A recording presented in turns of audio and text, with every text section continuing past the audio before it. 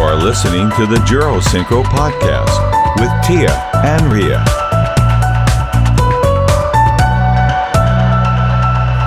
Welcome to Jura Synchro podcast. It's Ria. And my name is Tiia. Welcome.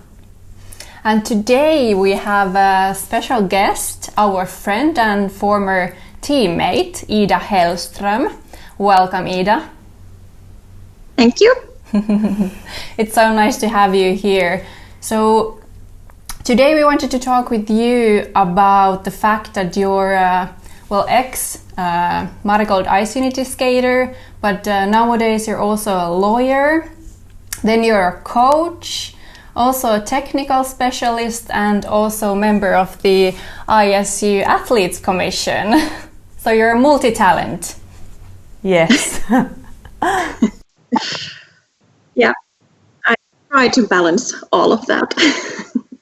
So how are you? I'm good, thank you. It's obviously been a challenging year with the COVID pandemic, like for everyone else as well.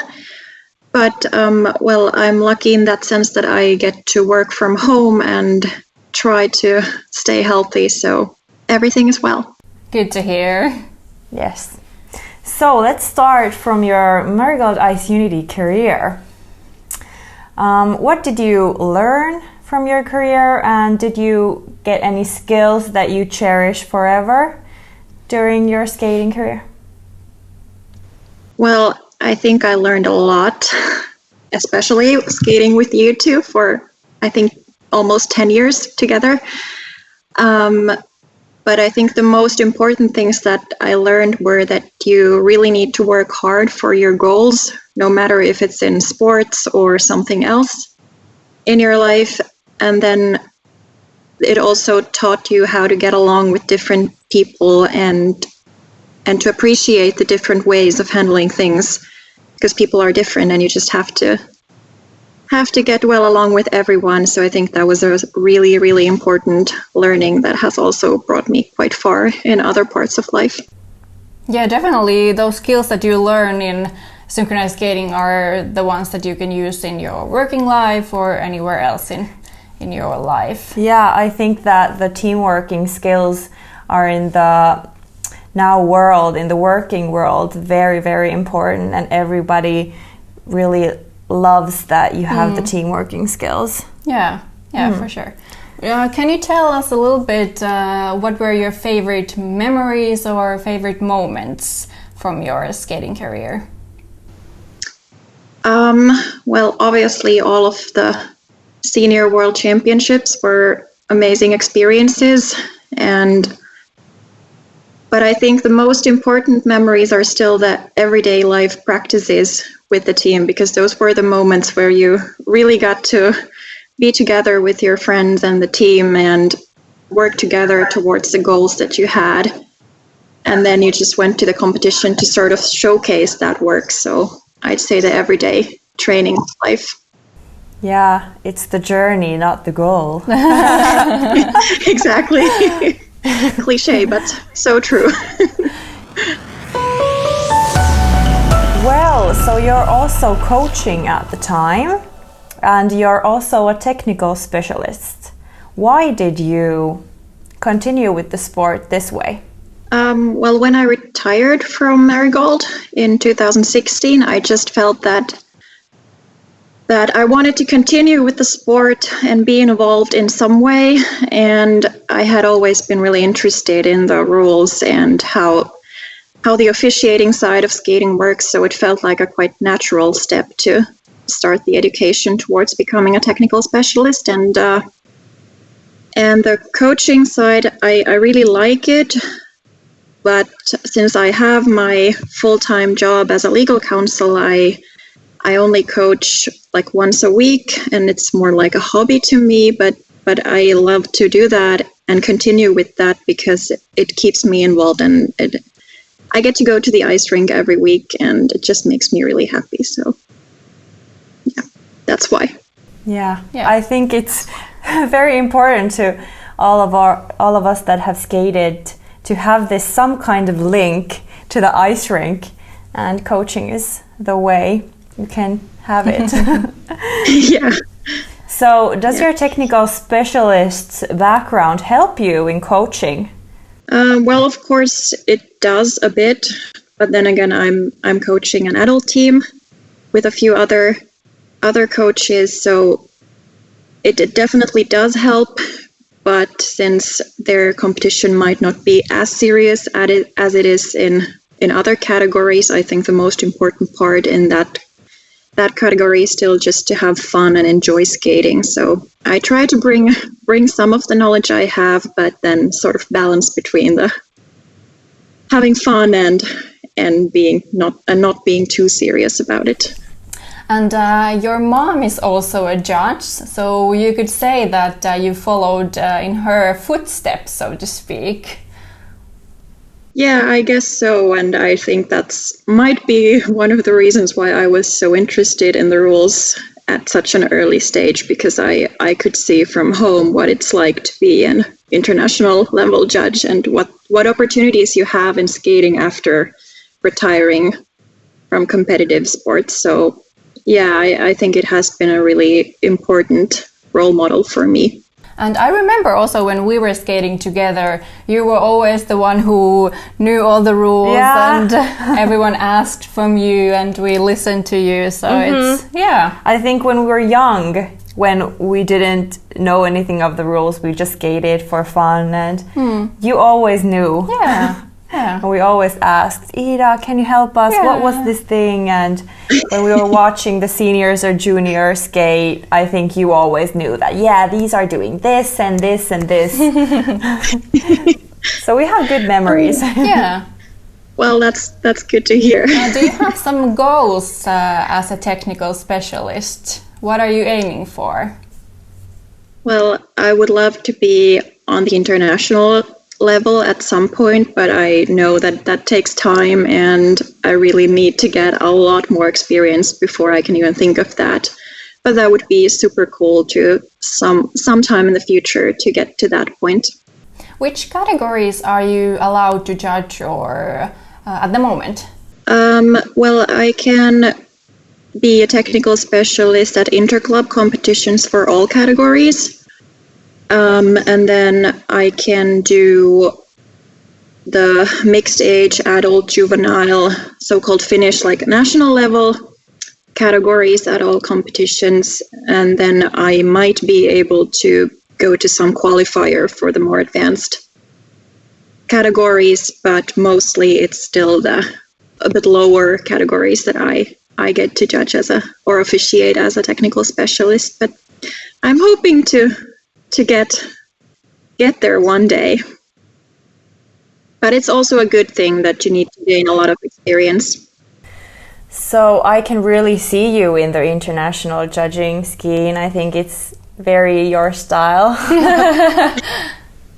Well, yes, but it's gonna take time, and we'll see if I'm that lucky that I will ever get there.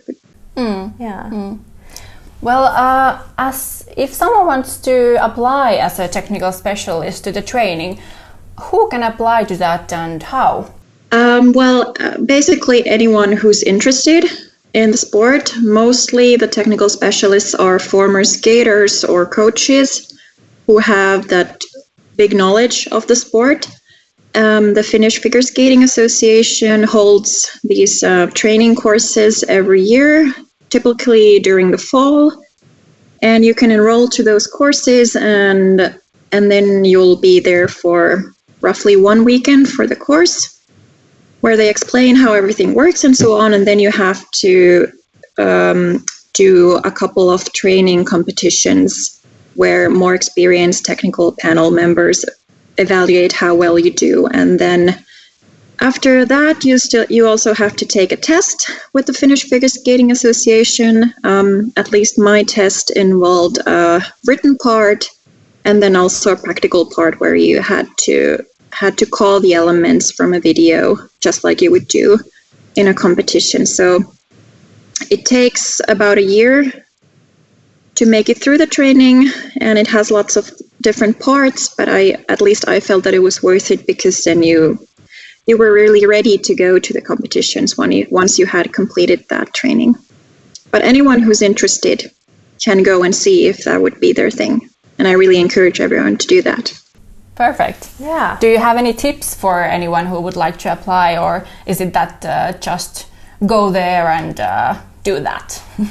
Well, you have to do quite a lot of work on your own. Like, there is the course and you get a lot of support, but it still requires a lot of work from yourself. And I mean, no one can learn the rules on behalf of you, so you need to be prepared for that.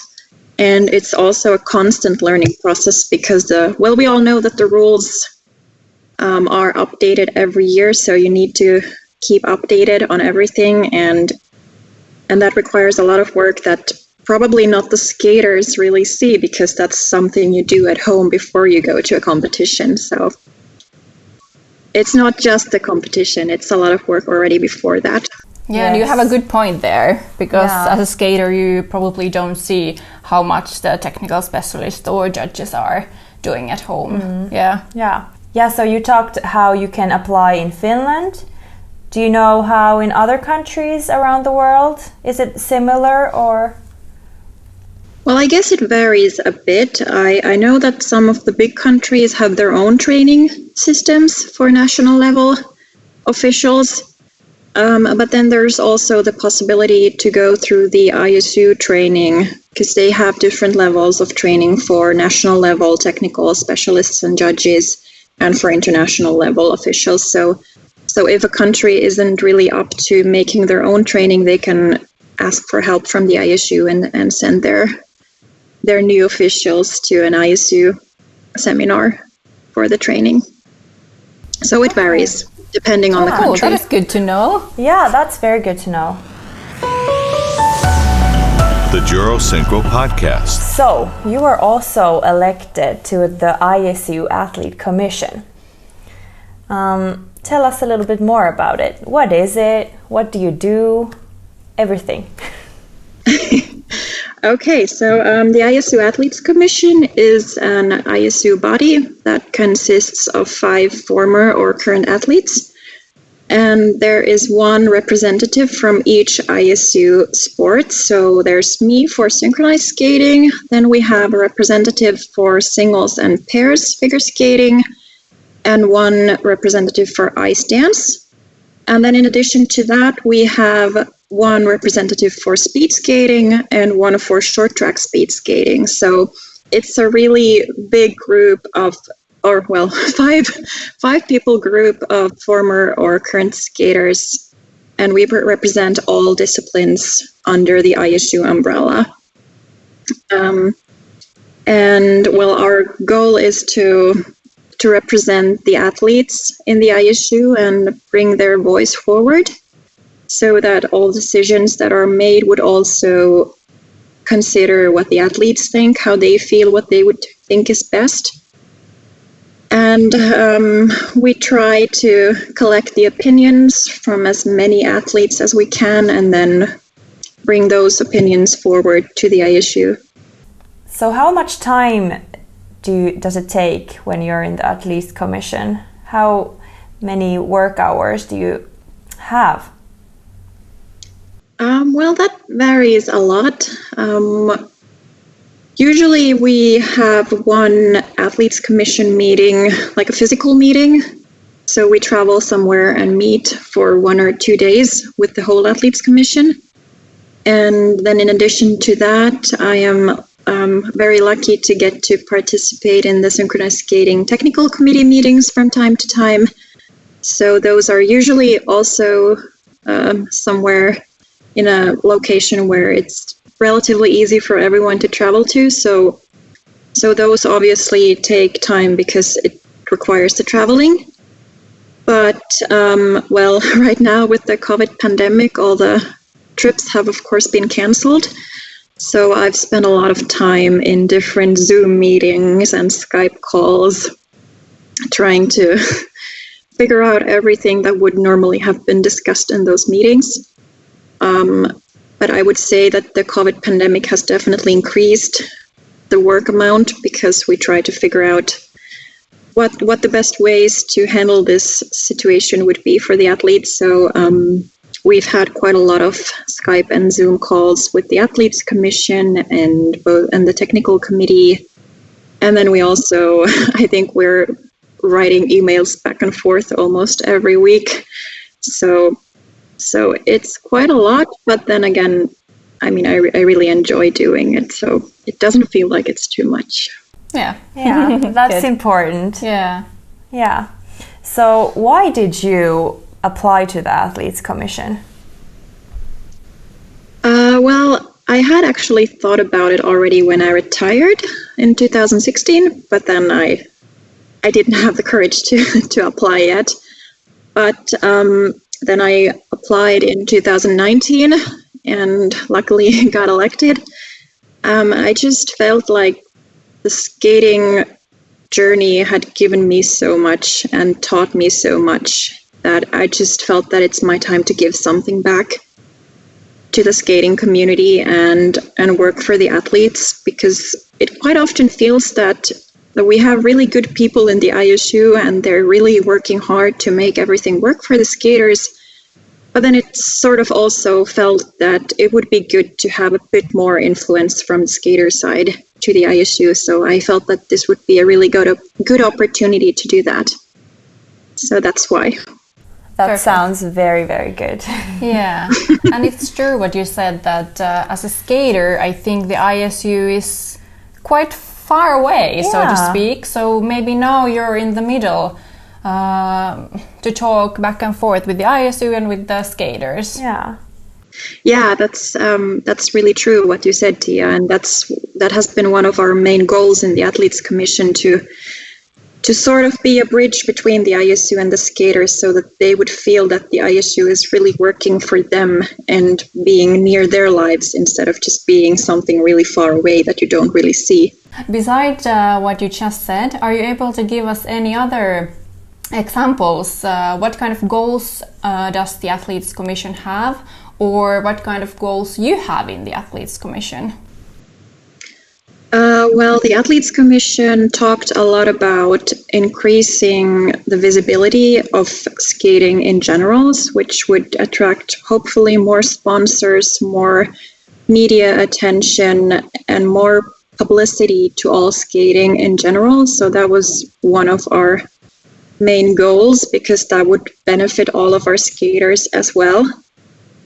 And well, for me personally, when it comes to synchronized skating, I hope that we could really raise the awareness of synchronized skating within the ISU, because synchronized skating is still a quite limited sport. It doesn't cover all ISU members, so I really hope that we could spread the word and have many more teams in different countries. And well, of course, there's the Olympic dream for synchronized skating. I guess that's something that everyone has been waiting for years now. So that's definitely one important topic. And yeah, I guess those would be the most important ones. Yeah, for sure. What are your personal opinion about the synchronized skating being Olympic sport one day? Because in the Jura Synchro Express show, Philip was just talking about the Elite 12 category. What thoughts do you have for that? Well, I think that it's good that we're trying something new and trying to figure out what the way to the Olympics would be. And since it has been quite clear that the International Olympic Committee does not want to increase the amount of athletes, because the Winter Olympic Games are already now a huge event, and they actually require the ISU to reduce the number of single skaters and pairs and ice dancers at the next Winter Olympic Games. So I think that this is a good initiative for us to try and see if reducing the amount of skaters in our teams would be the solution for us to become an Olympic sport.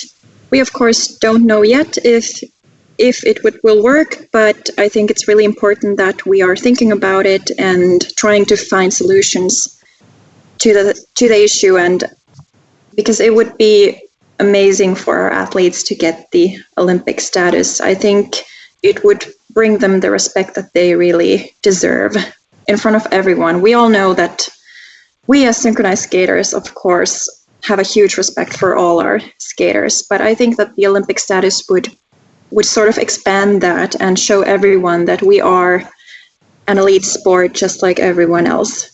Yes, exactly. Yeah, that was very, very well said. Even though I think 12 skaters in synchronized ice skating is quite small amount, you can't do so big and the elements. And but on the other hand, it's worth trying. Yeah. Yes, and I mean, is true. If we don't even try it, we will never know how it will look like. So I think it's good that we're trying this, because it's only after that we can say if it really works or not. And if we would go to the 12 or the Elite 12, we would of course have to see if we have to amend some of the current rules so that the elements will flow in a better way with 12 skaters. It might require some changes, but if that's the road to the Olympics, I think everyone would be willing to do that. Mm-hmm. Yeah, we cannot wait what happens. We're eager to hear all the what will happen and what amends will be made. Yeah. I was thinking that now that if there is coming an Elite 12, maybe we need to go back. Well, maybe we need to go back skating, because now we haven't done it in the top. Yeah. If the Elite is the new top. Thank you so much. I have one more question about the Athletes Commission. If athletes want to contact you, in what matters they can ask you, what can they talk with you, and how can they contact you? Well, they can talk about anything that they feel would be important to bring forward to the ISU. I mean, I can't guarantee that I can solve every problem that they have, but I can promise that I will try. So I would actually be really happy. Yeah, have to put in a disclaimer for this. But I actually hope that the skaters and teams would have the courage to contact us more, because that's what we're here for. So I really hope that they would be more in contact.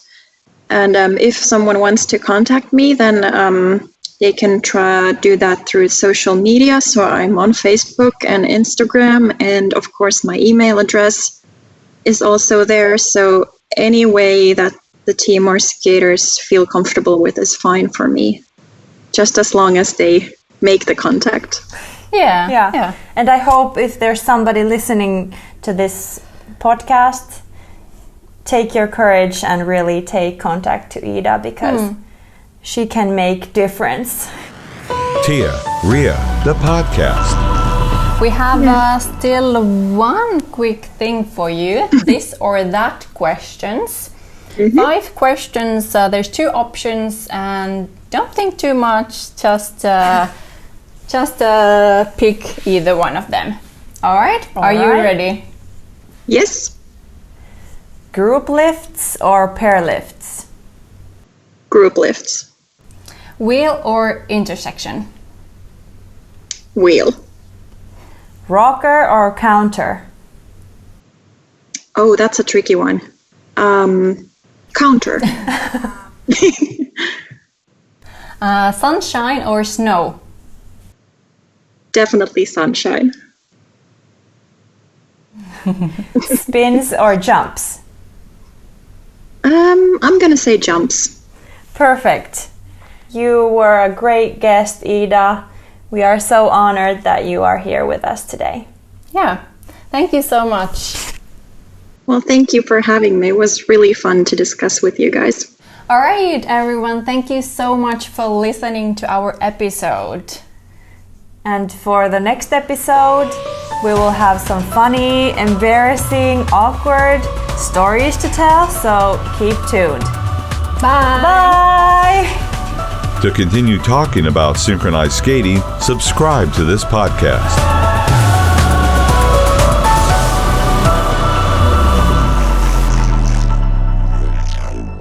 The musical theme of this show was created by Scatmix.pro and Carl Hugo.